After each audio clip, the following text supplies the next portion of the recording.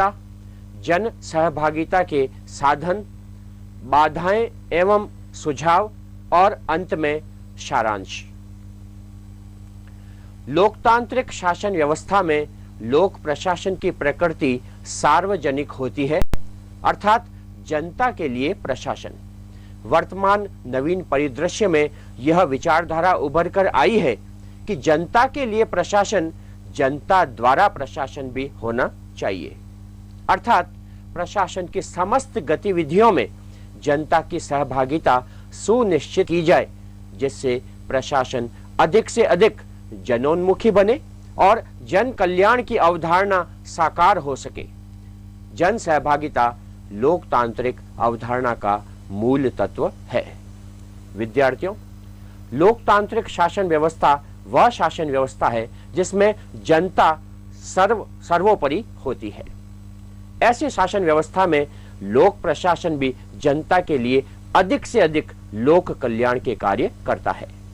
लेकिन यह प्रवृत्ति उभर कर आई है, यह सोचा जाने लगा है कि यदि लोक प्रशासन को जन कल्याण के कार्यों में सफल होना है तो उसे जन सहभागिता को भी महत्व देना होगा, अर्थात लोक कल्याण के सभी कार्यक्रमों में, लोक कल्याण के सभी गतिविधियों में जनता को साथ लेकर चलना होगा। और इसीलिए आज जन सहभागिता को लोकतांत्रिक अवधारणा का मूल तत्व माना जाता है। जन सहभागिता आशय।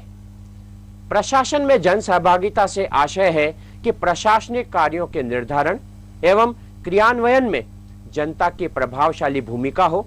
इसमें प्रशासन पर नागरिकों के नियंत्रण की अथवा प्रशासन पर जनता के प्रभाव की अपेक्षा की जाती है। विद्यार्थियों, जन सहभागिता का सीधा सा आशय है कि प्रशासन द्वारा जिन कार्यों को निर्धारित किया जाए और प्रशासन द्वारा जिन कार्यों को क्रियान्वित किया जाए उसमें जनता की भागीदारी हो, अर्थात जनता विभिन्न प्रकार से इनमें अपनी भागीदारी सुनिश्चित करे, जैसे वह आर्थिक सामाजिक परिवेश की जानकारी प्रशासन को दे, वह नीतियों के निर्धारण के समय अपनी राय प्रकट करे या क्रियान्वयन करते समय वो अपने उपयोगी सुझाव दे। इस प्रकार जन सहभागिता के अंतर्गत जनता न केवल प्रशासन पर नियंत्रण रखती है बल्कि अपना प्रभाव उस पर वो स्थापित करती है। लोकतांत्रिक सरकार लोकप्रिय प्रभु सत्ता के सिद्धांत पर आधारित होती है, जिसके अनुसार लोकतंत्र में सबसे ऊपर जनता है, अतः प्रशासन अंततः जनता के प्रति उत्तरदायी होना चाहिए। यही विचार जन सहभागिता को महत्वपूर्ण बना देता है। वास्तव में जन सहभागिता लोकतंत्र को स्थापित करने और दृढ़ करने का एक सशक्त उपाय है। विद्यार्थियों, जन सहभागिता के द्वारा जनता प्रशासन की प्रत्येक गतिविधि में अपनी भागीदारी सुनिश्चित करती है और चूंकि लोकतंत्र का अर्थ ही है जनता के द्वारा संचालित होने वाला तंत्र, तो ऐसी स्थिति में जन सहभागिता वो माध्यम बन जाता है जिससे कि लोकतंत्र सुदृढ़ होता है, लोकतंत्र सुस्थापित होता है। और इसीलिए हम मान सकते हैं कि लोकतंत्र को स्थापित और सुदृढ़ करने के लिए जन सहभागिता को अपनाना ही होगा। जन सहभागिता की आवश्यकता। आधुनिक लोक कल्याणकारी राज्य परंपरागत लोक प्रशासन के स्थान पर विकास प्रशासन को प्राथमिकता देता है, जिसकी मान्यता है कि प्रशासन जनता के जितना निकट एवं उससे जुड़ा होगा उतना ही सफल होगा। विद्यार्थियों, वर्तमान में यह तो निर्विवाद रूप से स्वीकार किया गया है कि लोक प्रशासन को जनता के लिए कार्य करना है, लेकिन लोक प्रशासन अपने कार्यों में सफलता तभी प्राप्त करेगा जब वो जनता के अधिक से अधिक नजदीक रहते हुए कार्य करेगा और जनता की राय को महत्व देता। विकास प्रशासन की जो नई अवधारणा है वो भी इसी सिद्धांत पर आधारित है। इस दृष्टि से जन सहभागिता की आवश्यकता निम्न कारणों से है। प्रथम, लोकतंत्र को सफल बनाने हेतु आज जन सहयोग एवं राजनीतिक प्रशासनिक विकेंद्रीकरण लोकतंत्र के मूल तत्व माने जाते हैं। लोकतंत्र की सफलता शासन में जनता की सीधी भागीदारी करती है। बड़ी लोकतांत्रिक व्यवस्थाओं में जनता अप्रत्यक्ष भागीदारी के माध्यम से शासन में सहभागी बनती है।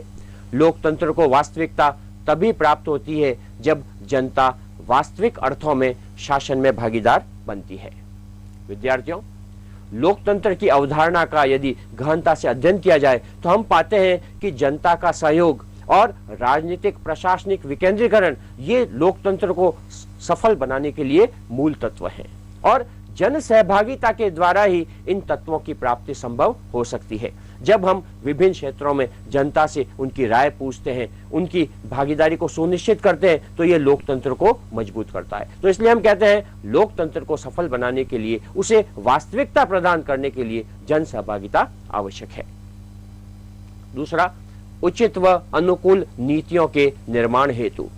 किसी क्षेत्र के विकास हेतु जो नीतियां एवं कार्यक्रम बनाए जाते हैं उनकी उपयोगिता तभी है जब वे उस क्षेत्र की स्थानीय आवश्यकताओं पर खरे उतरे।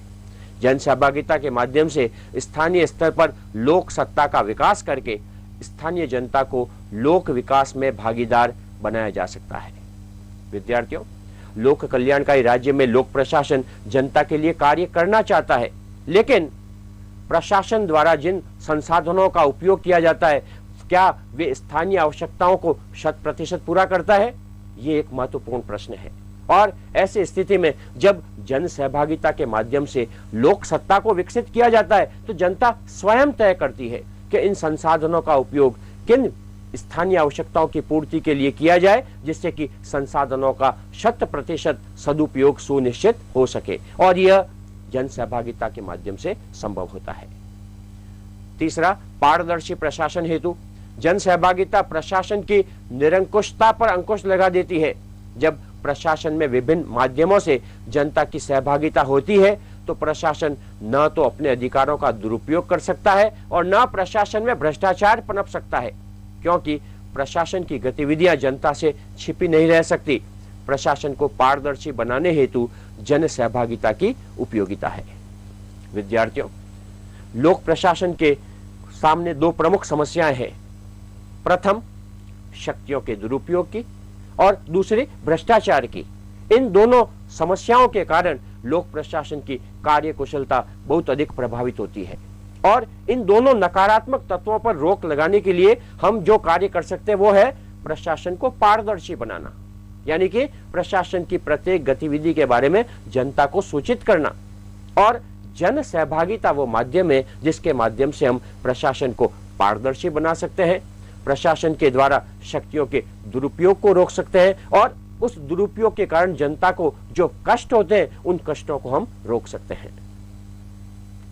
जन समस्याओं के प्रति संवेदनशीलता हेतु। प्रशासन सामान्यतः जन समस्याओं के प्रति अधिक संवेदनशील नहीं होता और वह कार्य नियमों से बंधा होता है। इससे प्रशासन जन समस्याओं का निराकरण समय पर नहीं कर पाता। जब जनता प्रशासन में भागीदारी करती है तो जनता से संबंधित कार्यों में तीव्रता और कार्यों को समय सीमा में पूर्ण करने की प्रवृत्ति का विकास होता है। अतः प्रशासन भी संवेदनशील बनकर जन समस्याओं का समाधान करता प्रतीत होता है। विद्यार्थियों, लोक प्रशासन की आंतरिक प्रवृत्ति जिसे हम नौकरशाही कहते हैं वो इस प्रकार की है कि वो कार्य नियमों पर बहुत अधिक ध्यान देती है, वो औपचारिकताओं पर बहुत अधिक ध्यान देती है और इसका नकारात्मक प्रभाव यह होता है कि जो लोक प्रशासन होता है वो जन समस्याओं के प्रति संवेदनशील बनने के स्थान पर संवेदनहीन बन जाता है। ऐसी स्थिति में जब जन सहभागिता को बढ़ावा दिया जाता है तो वो प्रशासन को इस प्रकार से विवश करती है कि वो जन समस्याओं के प्रति संवेदनशील बने, उन समस्याओं का एक तय समय सीमा में समाधान करे जिससे कि उसका पूर्ण प्रभाव जन सहयोग और जन सुविधा के रूप में सामने आ सके। तो जन सहभागिता प्रशासन को जन समस्याओं के प्रति संवेदनशील बनाती है। पंचम, प्रशासन की स्वविवेकीय शक्तियों पर नियंत्रण हेतु। वर्तमान में लोक प्रशासन को परिस्थितियों के अनुकूल उचित व्यवहार करने हेतु कई स्वविवेकीय शक्तियां प्रदान की जाती है। जब प्रशासन द्वारा इन स्वविवेकीय शक्तियों का दुरुपयोग किया जाता है तो आम जनता को पीड़ा होती है। लोकतांत्रिक व्यवस्था में प्रशासन की इन स्वविवेकीय शक्तियों पर प्रभावी नियंत्रण आवश्यक है जो जन सहभागिता द्वारा संभव होता है।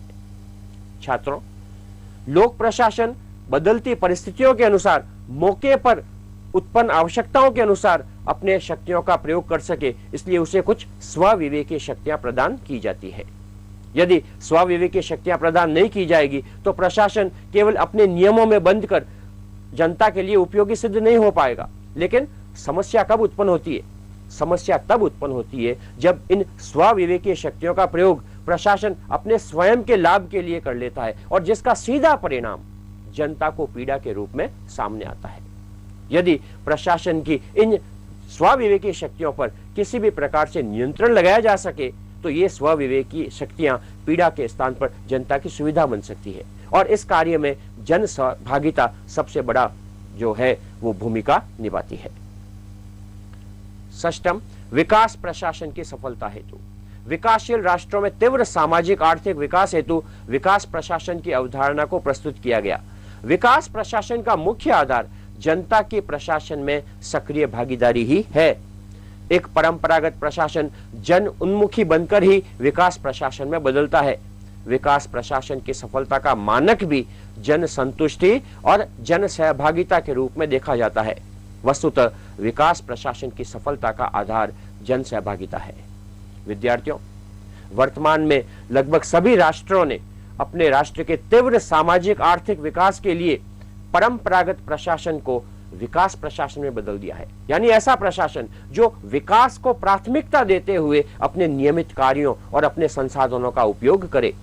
और विकास प्रशासन की सफलता का भी जो प्रमुख तत्व है वो है उसका जन उन्मुखी होना, अर्थात प्रशासन जनता को ध्यान में रखकर जनता की ओर, जनता को अपना एक ग्राहक मानते हुए अपनी सेवाओं को इस प्रकार से प्रदान करे कि वो जन संतुष्टि का माध्यम बन सके। और यह सब जन सहभागिता के द्वारा ही हम संपन्न कर सकते हैं। स्पष्ट है कि लोकतंत्र में प्रत्येक नागरिक की भागीदारी सार्वजनिक कार्यों में सुनिश्चित करने का माध्यम जन सहभागिता ही है। विद्यार्थियों, हम कह सकते हैं कि जन सहभागिता के माध्यम से हम प्रत्येक नागरिक को शासन और प्रशासन में सहभागी बना सकते हैं। आइए जन सहभागिता के साधनों पर विचार करें। विशाल राष्ट्रों में विभिन्नताओं में बटी जनता प्रशासन में प्रत्यक्ष भागीदारी नहीं कर पाती, अपितु अप्रत्यक्ष तरीकों से प्रशासन में जनता की भागीदारी स्वरूप ग्रहण करती है। प्रशासन में जन सहभागिता के प्रमुख साधन निम्न है। प्रथम, निर्वाचन। प्रतिनिधित्व पर आधारित लोकतंत्र में शासन की दो प्रणालियां हैं, अध्यक्षीय प्रणाली और संसदीय प्रणाली। इन दोनों ही प्रणालियों में प्रशासन पर जन प्रभाव अलग अलग प्रकार से पड़ता है। जहां अध्यक्षीय प्रणाली में मुख्य कार्यपालिका का जनता द्वारा प्रत्यक्ष निर्वाचन होता है और मुख्य कार्यपालिका जनता के प्रति उत्तरदायी होती है, वहीं संसदीय प्रणाली में कार्यपालिका का निर्माण ही व्यवस्थापिका में से होता है और वह अपने कार्यों हेतु व्यवस्थापिका के प्रति उत्तरदायी होती है। इस प्रकार लोकतंत्र में निर्वाचन शासन में जन सहभागिता का एक माध्यम है। विद्यार्थियों, निर्वाचन वो प्रथम चरण है जहां पर जनता यह तय करती है कि आगे आने वाले समय के लिए किस प्रकार या किन व्यक्तियों को, किस राजनीतिक दल को शासन में अपना अधिकार करना है। लोकतंत्र में अध्यक्षीय और संसदीय दोनों प्रणालियों में जनता की भागीदारी अलग अलग प्रकार से होती है। अध्यक्षीय प्रणाली में जनता मुख्य कार्यपालिका का प्रत्यक्ष निर्वाचन करती है, वहीं संसदीय प्रणाली में सरकार का यानी कार्यपालिका का जो निर्माण होता है वो पहले जनता द्वारा प्रत्यक्ष रूप से अपने संसद के सदस्यों का निर्माण द्वारा होता है और फिर उसी व्यवस्थापिका में से कार्यपालिका का निर्माण होता है। ये दोनों तरीके चाहे अध्यक्षीय प्रणाली हो चाहे संसदीय प्रणाली हो अलग अलग हो सकते हैं, लेकिन दोनों ही तरीके जन सहभागिता को सुनिश्चित करते हैं। तो हम मान सकते हैं कि निर्वाचन के द्वारा शासन की सत्ता किसको सौंपी जाएगी, यह जनता के द्वारा सुनिश्चित होता है। द्वितीय, प्रत्यावर्तन का अधिकार।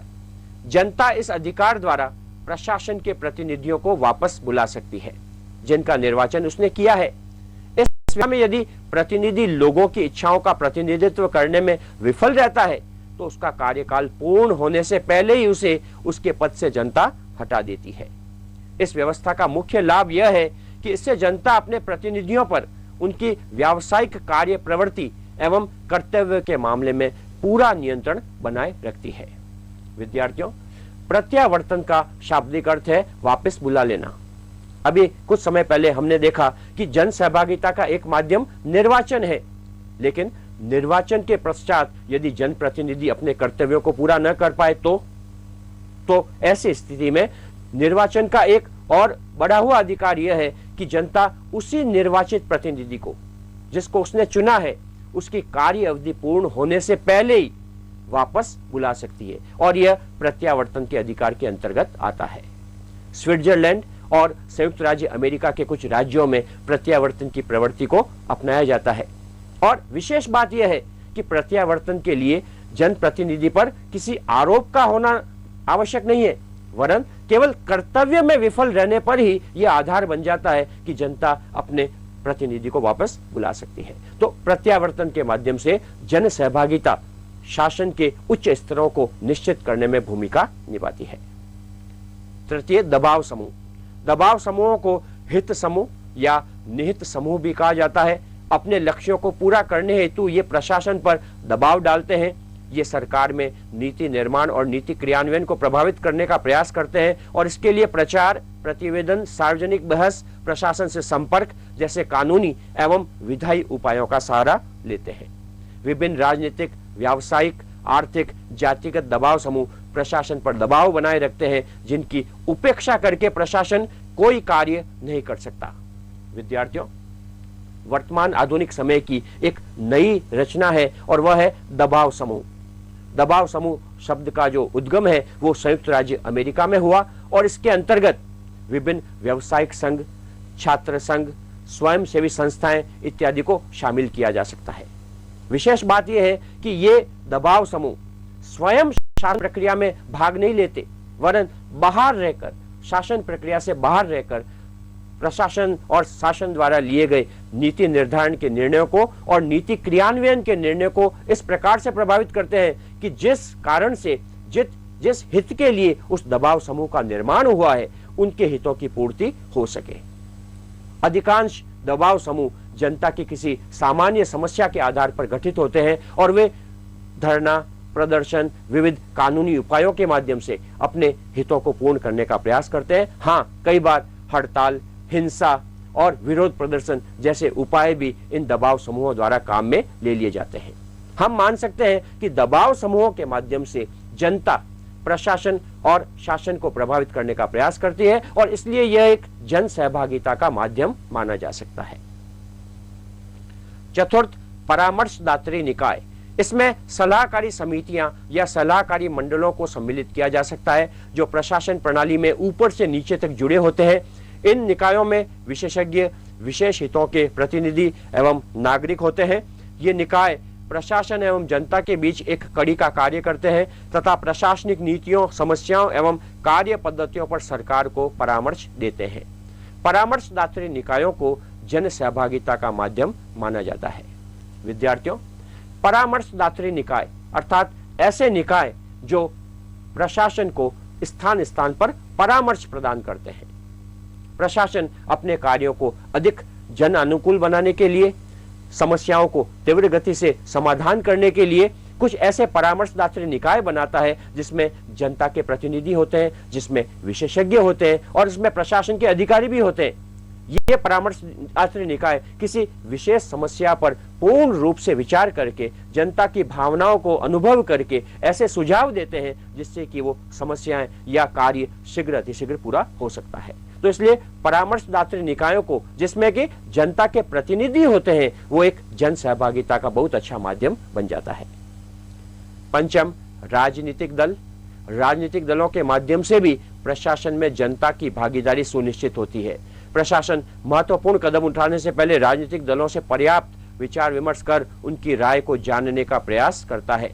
सत्तारूढ़ दल और विपक्षी दल दोनों ही प्रशासन तक जन इच्छा को पहुंचाने का माध्यम बनते हैं, भागीदारी का माध्यम माना जाता है। विद्यार्थियों, जिस प्रकार हमने पहले देखा था कि दबाव समूह शासन से बाहर रहकर प्रशासन को प्रभावित करते हैं, लेकिन इनके विपरीत राजनीतिक दल जो कि जन प्रतिनिधित्व प्रणाली के अंतर्गत शासन में, सत्ता में स्वयं भागीदारी निश्चित करते हैं और एक सरकार का निर्माण करते हैं, उनको भी हम जन सहभागिता का माध्यम मान सकते हैं, क्योंकि राजनीतिक दलों का निर्माण जनता से ही होता है। प्रशासन कोई भी कदम उठाने से पहले न केवल सत्तारूढ़ दल से बल्कि विपक्षी दलों से भी उस बारे में राय और मशविरा करता है और उनके सुझावों को वो अपने कार्य प्रवृत्तियों में शामिल करता है। तो जनता से बनने वाले राजनीतिक चाहे वे सत्तारूढ़ दल हो चाहे विपक्षी दल हो, हम उन्हें जन सहभागिता का एक बहुत महत्वपूर्ण माध्यम मान सकते हैं। षष्ठम, संचार साधनों के द्वारा समाचार पत्र, रेडियो, दूरदर्शन एवं अन्य सामाजिक दृश्य श्रव्य माध्यम समय समय पर लोकमत को अभिव्यक्त करते हैं। इनमें से स्वतंत्र समाचार पत्र जनमत के सर्वाधिक प्रभावशाली माध्यम है। संचार साधन जन आकांक्षाओं को प्रशासन के समक्ष प्रस्तुत करते हैं और प्रशासन को उन्हीं के अनुरूप अपने कार्यों और नीतियों को दिशा देनी होती है। विद्यार्थियों, संचार साधन जनमत को अभिव्यक्त करने का एक बहुत ही परंपरागत और सुस्थापित साधन है और उसमें भी विशेष रूप से समाचार पत्र। आज हम पाते हैं कि समाचार पत्रों की पहुंच जन जन तक होती है। इन समाचार पत्रों में सामाजिक समस्याओं को, जनता की पीड़ा को उठाया जाता है और प्रशासन और शासन उन आकांक्षाओं को और जनता की भावनाओं को ऊपर करके अपना कार्य नहीं कर सकते। तो इसलिए संचार के जो साधन है वो जन सहभागिता का एक माध्यम बन जाते हैं। सप्तम, लोकतांत्रिक विकेंद्रीकरण प्रशासन में जन सहभागिता को व्यापक स्तर पर सुनिश्चित करने का सर्वाधिक प्रभावशाली माध्यम लोकतांत्रिक विकेंद्रीकरण है। इसके अंतर्गत जनता को राजनीतिक एवं प्रशासनिक कर्तव्य एवं दायित्व सौंप दिए जाते हैं और वह स्वयं अपने क्षेत्र का शासन एवं प्रशासन करती है। भारत में पंचायती राज प्रणाली के रूप में स्थानीय स्वायत्त शासन लोकतांत्रिक विकेंद्रीकरण के रूप में जन सहभागिता का उपयुक्त उदाहरण है। विद्यार्थियों, लोकतांत्रिक विकेंद्रीकरण के अंतर्गत लोकतांत्रिक तरीके से निर्वाचित लोगों को शासन करने की सत्ता प्रदान कर दी जाती है। इसके अंतर्गत स्थानीय समस्याओं और स्थानीय मामलों पर स्थानीय जनता को अपनी राय प्रकट करने और तद अनुसार नीतियां निर्मित करने का और कार्यान्वित करने का अवसर प्राप्त हो जाता है। इसलिए लोकतांत्रिक विकेंद्रीकरण को हम जन सहभागिता का माध्यम मान सकते हैं। यदि भारत का उदाहरण लें तो पंचायती राज के लाभ और उसके द्वारा जनता की समस्याओं को दूर करने की जो अवधारणा है उससे कौन अपरिचित होगा। पंचायती राज के माध्यम से स्थानीय जनता अपने क्षेत्र का विकास स्वयं करती है और उसमें सक्रिय भूमिका निभाती है। तो इसलिए लोकतांत्रिक विकेंद्रीकरण जन सहभागिता का एक बहुत ही सशक्त माध्यम माना जा सकता है। अष्टम, सूचना का अधिकार जनता प्रशासन से संबंधित कार्यों गतिविधियों की जानकारी प्राप्त करके अपनी सहभागिता सुनिश्चित कर सकती है। भारत में सूचना का अधिकार अधिनियम 2005 के माध्यम से प्रशासन के विभिन्न क्षेत्रों के संबंध में जानकारी प्राप्त करने का अधिकार प्रदान किया गया है। विद्यार्थियों, एक बहुत ही महत्वपूर्ण अधिकार है जनता का और वह है सूचना का अधिकार। प्रशासन के कार्यों और उसकी गतिविधियों के संबंध में जानने का अधिकार और प्रशासन के संबंध में सूचना प्राप्त करके जनता न केवल प्रशासन पर नियंत्रण करती है बल्कि अपना प्रभाव उस पर डालती है। जहां कहीं भी कोई अनियमितता नजर आती है जनता उसके बारे में आगे और निर्णय लेती है और कदम उठाती है। तो सूचना का अधिकार जन सहभागिता को सुनिश्चित करने का एक बहुत महत्वपूर्ण माध्यम है। बाधाएं एवं सुझाव लोकतंत्र को सुदृढ़ करने में जन सहभागिता एक महत्वपूर्ण कारक है, परंतु प्रशासन में जनता की भागीदारी को सीमित करने तथा प्रभावशीलता को कम करने वाले अनेक बाधक तत्व हैं। इनमें प्रमुख कारक निम्न है। प्रथम, जनता की अशिक्षा और अजागरूकता। विद्यार्थियों, अभी हमने देखा कि जन सहभागिता लोकतंत्र को सुनिश्चित करने और सुस्थापित करने का एक बहुत अच्छा माध्यम है, लेकिन जन सहभागिता को स्वयं को प्राप्त करने के मार्ग में अनेक बाधाएं हैं, जैसे अशिक्षा और अजागरूकता। जनता को जब यही पता नहीं हो कि उसे जन सहभागिता किस प्रकार से करनी है, जन सहभागिता के संबंध में उसके क्या अधिकार हैं और इन सब के बारे में जनता जागरूक नहीं हो तो वो जन सहभागिता को प्राप्त करने का एक प्रमुख बाधा बन जाती है। इसी प्रकार यंत्रवत नौकरशाही की बाधक प्रवृत्तियां, नकारात्मक राजनीतिक हस्तक्षेप, जातिवाद, संप्रदायवाद, निर्धनता जैसे प्रतिकूल सामाजिक आर्थिक कारक, प्रशासन में भ्रष्टाचार, भागीदारी मूलक संस्कृति का अभाव, दबाव समूहों द्वारा अपनी भूमिका का ठीक से निर्वाह न करना इत्यादि जो कारक हैं, ये भी जन सहभागिता को बाधित करते हैं। जब नौकरशाही अपनी एक यंत्रवत प्रवृत्ति के कारण किसी को अधिकार देना ही नहीं चाहती, किसी को प्रशासन में भागीदार बनाना ही नहीं चाहती, तो वो जन सहभागिता के मार्ग में बाधा बन जाती है। यहाँ पर राजनीतिक हस्तक्षेप जो कि नकारात्मक तत्वों से प्रेरित होता है और वो जन सहभागिता के स्थान पर प्रशासन पर अनुचित दबाव डालने की नीति के रूप में लागू होता है तो वो जन सहभागिता को एक नकारात्मक आयाम प्रदान कर देता है। इसी प्रकार प्रशासन में उपस्थित भ्रष्टाचार जन सहभागिता से जनता को दूर कर देता है।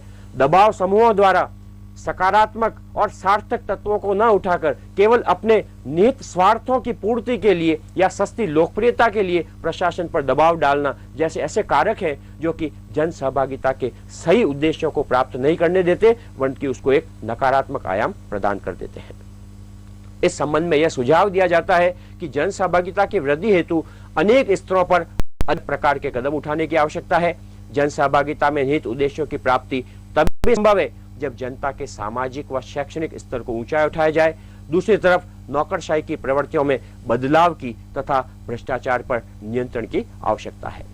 विद्यार्थियों, यदि जन सहभागिता के पूरे लाभों को उठाना है तो हमें यह सुनिश्चित करना पड़ेगा कि एक तरफ तो जनता अपने अधिकारों के प्रति जागरूक बने, शिक्षा प्राप्त करे और दूसरी तरफ प्रशासन वो अपने अंतर्निहित जो नकारात्मक तत्व हैं जैसे भ्रष्टाचार या नौकरशाही की प्रवृत्ति और भागीदारी की संस्कृति से दूर भागना इत्यादि बातों को यदि वो दूर करे तो जन सहभागिता का सही लाभ उठाया जा सकता है।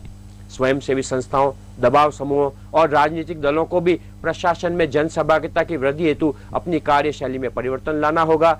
अंत में नकारात्मक राजनीतिक हस्तक्षेप के स्थान पर सकारात्मक राजनीतिक प्रोत्साहन जन सहभागिता को सही आयाम प्रदान कर सकता है। विद्यार्थियों, दबाव समूहों, स्वयंसेवी संस्थाओं और इन सभी तत्वों को जन सहभागिता का अंतर्निहित अर्थ और उपयोगिता को समझना होगा और तद अनुरूप अपनी भूमिका को वापस पुनः निश्चित करना होगा, तभी जन सहभागिता के सभी लाभों को हम प्राप्त कर पाएंगे। अंत में सारांश, लोकतंत्र को दृढ़ व सफल बनाने हेतु प्रशासन में जन सहभागिता का बहुत महत्व है। इससे न केवल प्रशासन जनता के प्रति उत्तरदायी बनता है बल्कि प्रशासन की नकारात्मक प्रवृत्तियों पर जन नियंत्रण स्थापित हो पाता है। प्रशासन में जन सहभागिता हेतु अनेक माध्यम हैं जो अलग अलग तरीकों से जन सहभागिता को सुनिश्चित करते हैं। यद्यपि प्रशासन में जन सहभागिता के मार्ग में अनेक बाधाएं हैं, फिर भी इन बाधक तत्वों के उचित निवारण द्वारा प्रशासन में जन सहभागिता के निहित उद्देश्यों एवं सार्थकता की प्राप्ति की जा सकती है। विद्यार्थियों, हम सारांश रूप में यह निष्कर्ष निकाल सकते हैं कि लोकतंत्र को सुदृढ़ बनाने के लिए जन सहभागिता एक आवश्यक तत्व है। जन सहभागिता की आवश्यकता अनेक कारणों से है। जन सहभागिता के अनेक माध्यम भी हैं, लेकिन जन सहभागिता के मार्ग में अनेक बाधाएं भी है। इसका कारण जनता की अजागरूकता है। यदि जनता स्वयं जागरूक बने, अपने अधिकारों को समझे, दूसरी तरफ लोक प्रशासन अपनी प्रवृत्तियों में सकारात्मक परिवर्तन लाए, तो हम मान सकते हैं कि लोकतंत्र की अभिवृद्धि के लिए, लोकतंत्र को सुदृढ़ बनाने के लिए जन सहभागिता एक बहुत अच्छा माध्यम सिद्ध हो सकती है। विद्यार्थियों, आज के सत्र में हमने विशेष रूप से जन सहभागिता के विभिन्न आयामों पर जो चर्चा की है, आपके ज्ञान की अभिवृद्धि की दृष्टि से यह चर्चा बहुत ही लाभदायक सिद्ध होगी, ऐसी आशा मैं कर सकता हूं। धन्यवाद।